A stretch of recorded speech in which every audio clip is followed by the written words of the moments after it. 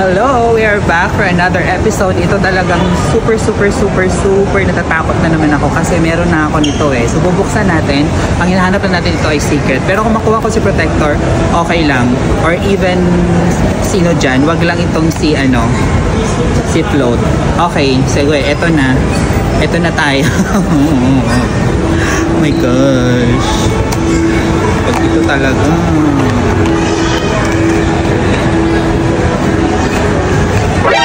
Nani? Si hindi na to. Ayoko na to. Okay. Another naman kasi dupe tayo. Wait, ayan. So ito yung next natin. Ang hinahanap ko lang dito ay si Burger. Mabilis lang naman malaman si Burger kasi puno siya. At saka pag gaganunin mo parang merong spring sa taas. So 100% sure ako na si Burger to. Okay. So bubuksan na natin. Ayan o. Tawag nito punong-puno. Ayan na siya. O, diba? Perfect! Ayan na siya. Huwag lang talaga si hotdog. Ayun po kay hotdog. Ching. Ayan. Okay.